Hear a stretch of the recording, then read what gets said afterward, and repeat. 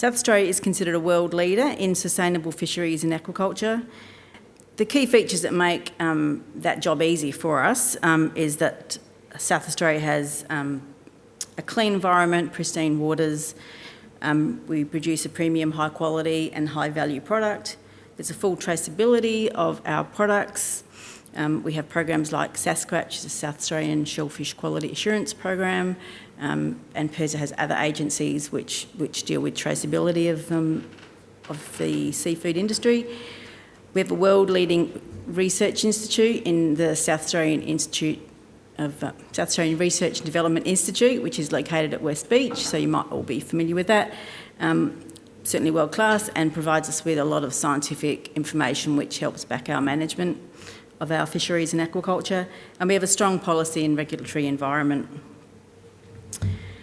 The fishing and aquaculture industries also, obviously they create economic benefit for themselves, but also to the state, and I'll show a slide in a minute just showing approximately how much they're worth.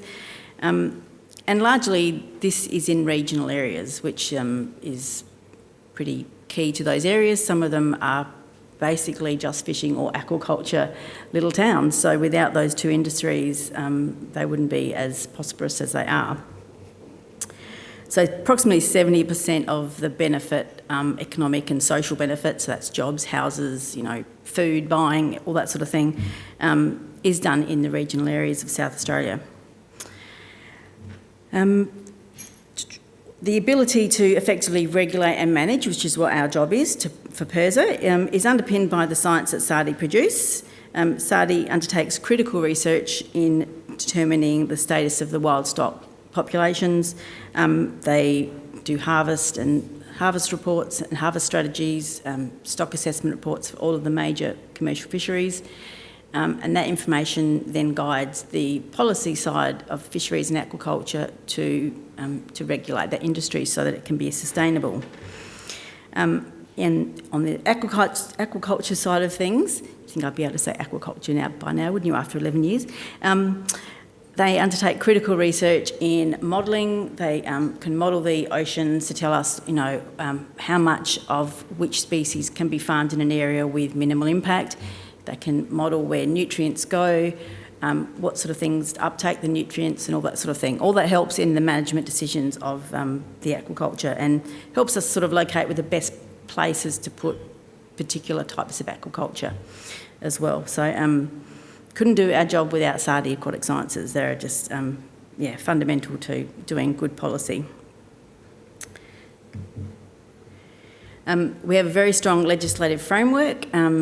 There's the Fisheries Management Act in 2007, and under that there's management plans that get undertaken. I'll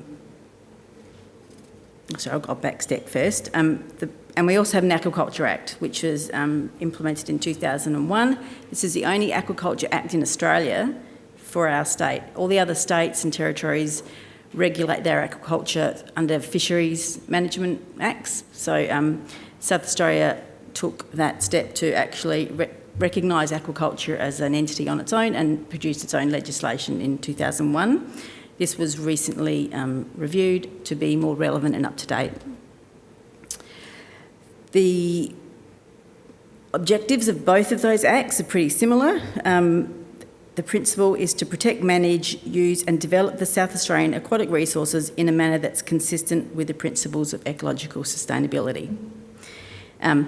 We're here, obviously, to grow these industries, but it has to be done in a sustainable manner. There's no point in allowing, too much to be taken if it's going to have a negative impact on the environment.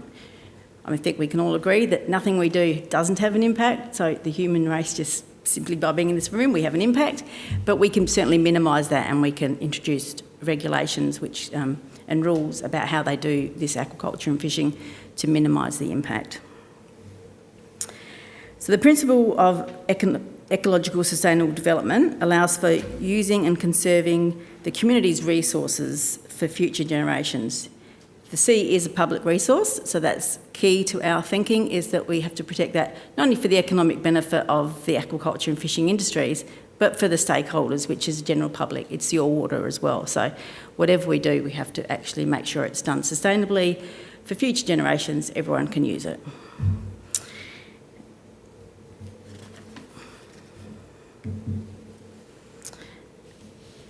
Okay.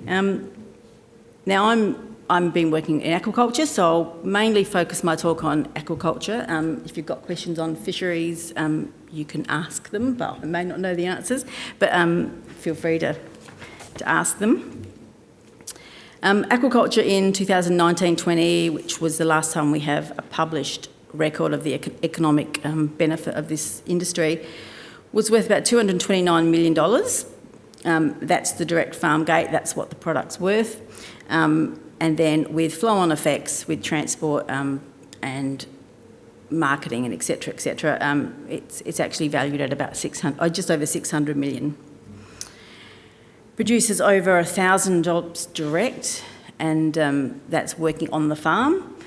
And in addition to that, there's those indirect or flow-on effects of, like I said, transport, marketing,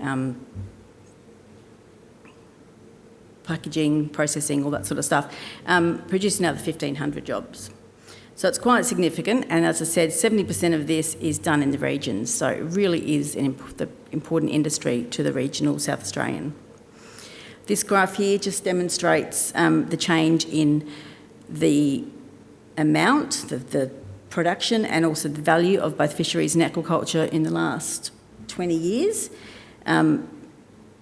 It's pretty, hopefully easy enough to read, but basically it's reasonably consistent that wild fisheries produce about 2.5 to 3 times more product, but the value of aquaculture and fisheries has always been reasonably similar. In the last 2 years, it's been at least 50-50, so aquaculture has contributed to at least half the value of product, even though they're producing 1/3 of the amount. And different species will vary in what they're valued, obviously, but yeah, as overall, it's getting there, and with a whole lot of new species coming, that number's likely to increase from 50%. We're hoping to go over that and beat the wild fisheries in terms of the value to South Australia. I guess just key species in the wild catch area, if you're not aware, it would be the southern rock lobster. That's the highest value of the wild catch fishery. That accounts for 43% of the state's value. Sardine, western king prawn and abalone are next, and they all contribute somewhere between 10 and 11%. In aquaculture, tuna is the most highly valued sector. That accounts for 60% of the value. And that's followed by yellowtail kingfish at 17%, oysters 11% and abalone at 5%. It's a bit of a link between the sardine fishery and the tuna fishery. Tuna eats sardines, so a majority of the sardines that are caught in that commercial fishery actually end up in the aquaculture industry as well. So that's why sardine is so highly valued, because the tuna is as well. I guess it's not news to everyone in this room that fishery stocks are limited. It's a finite resource. Good science and management through implementation of size limits, bag limits, area closures, etc., work to allow for a standing biomass that allows for fish to replace itself, so they're generally available for future generations. But there is a limit to that, and aquaculture is recognised globally as the future replenishable source of seafood.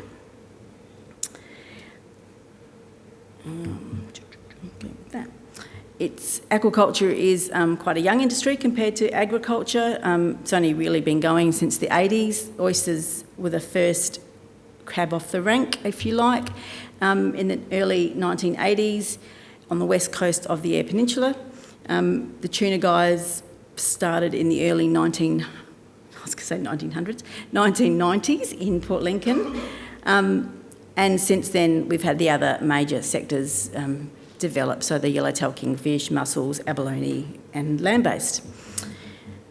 In terms of where it happens, we've got quite a big coastline.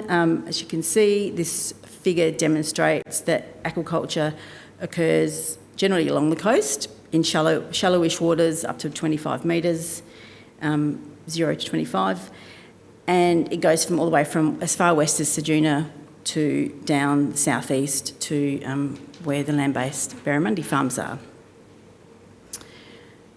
Oysters are pretty well widespread. They're in 7 major growing areas: Ceduna, Streaky, Smoky, Coffin Bay, I'm sure you've all heard of, Cow or Franklin Harbour, and other remaining sectors generally are located in one area. So Port Lincoln is that hub of aquaculture, really. It's got pretty well all the species are grown there. It has major port, it's major facilities which also assisted where aquaculture can be. In terms of value in the Australian market, South Australia is second in value to Tasmania only with their Atlantic salmon, but we do have the highest diversity of species.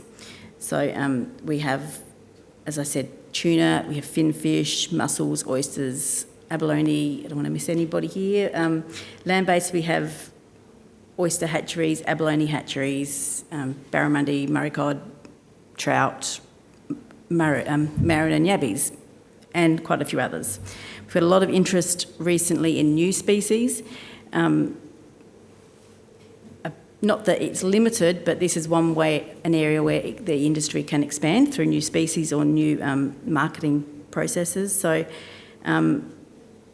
just recently we've had a land-based sea urchin licence granted, who's been doing some work for now a couple of years, razorfish, and we've had massive interest in the algae industry or seaweed industry. And so we've just started granting licences for algae in pretty well all across the state, both land-based and marine. So that's a space to watch out for. A lot of potential for algae in terms of its product. It's looking at being added as a food supplement to cows or ruminants to reduce methane, which will help in climate change. It can be a nutrient offset by uptaking nutrients if you place them just in the right location upstream of nutrients from finfish and tuna farms. It can be used as pharmaceutical, biofuels, and for human feed as well. What it can be used for is limitless, pretty much, and being investigated as we speak.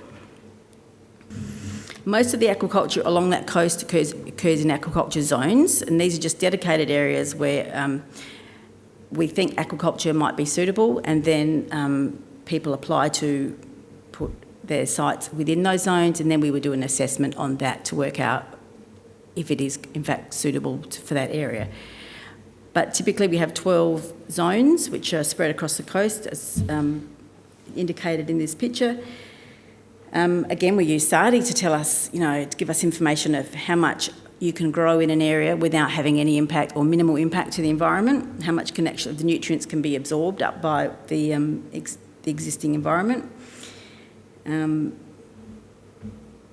these zones, while they go across the whole coast, they actually, aquaculture, which is allocated within them, takes up about 0.07% of the state waters. So it's really quite a small area that is taken up by aquaculture activity.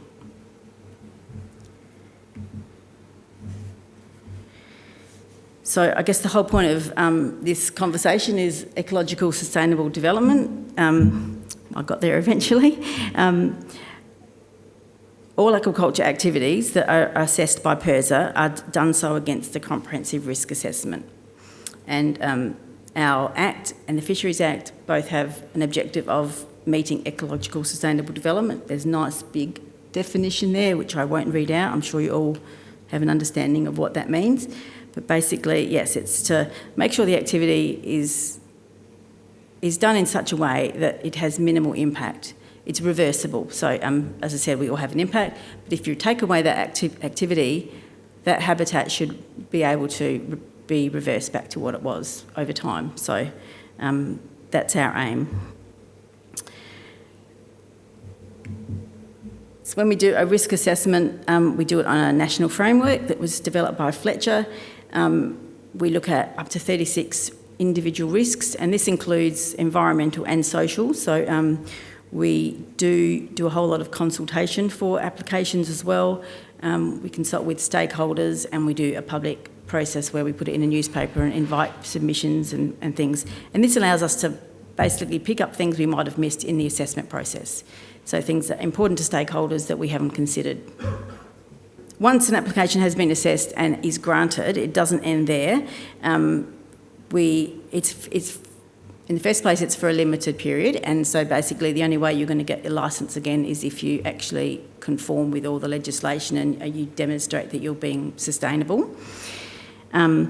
All aquaculture licence holders are required to submit annual reports on their activity, and in many cases they're also required to do an extra monitoring, which typically is benthic or seabed videoing to demonstrate that what they're doing has not an impact on their site and also away from their site. So where the nutrient inputs might go, they're also required to do some video there to make sure there's no changes in the seagrass communities or other communities.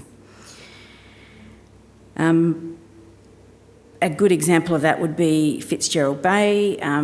Clean Seas have just resumed finfish farming there. We have a very serious monitoring program installed for them there, which they've been doing.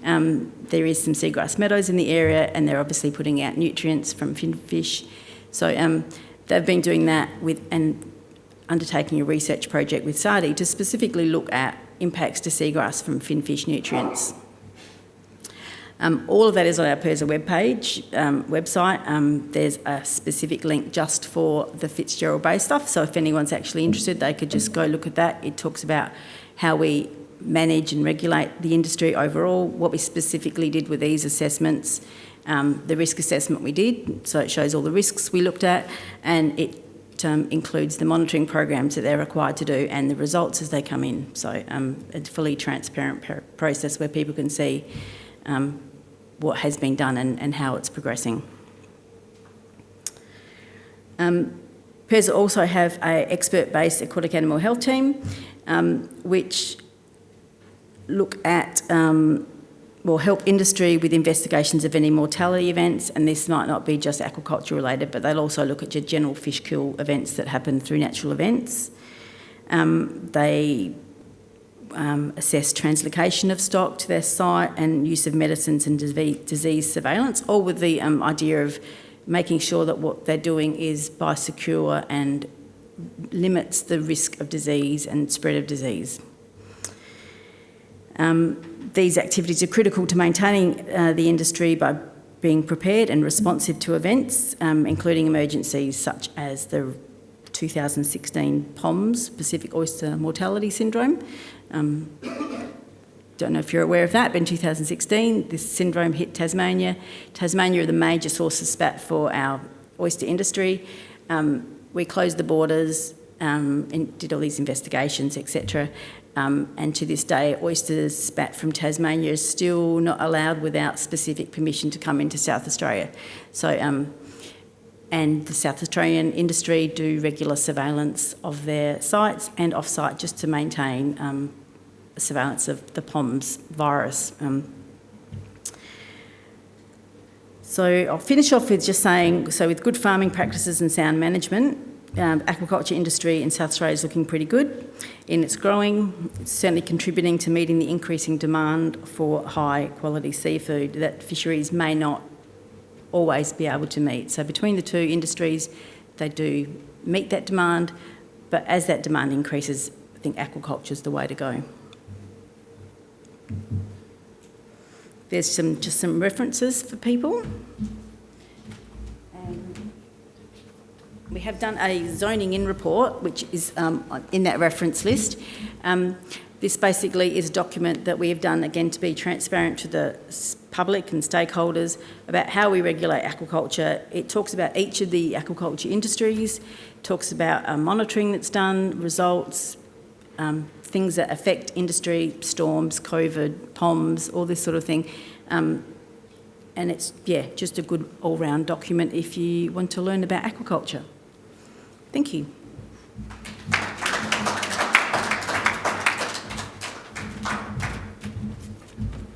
Thanks very much, Kate. It's very interesting and obviously an important sector in the South Australian economy is aquaculture, and particularly, as Kate pointed out, for those coastal and regional communities that it is a significant employer and a contributor to those communities that otherwise have shown were showing significant decline over the last 30 or 40 years with the changes that have been occurring in agriculture and the increasing scale and the consequent decline in population in those agricultural communities.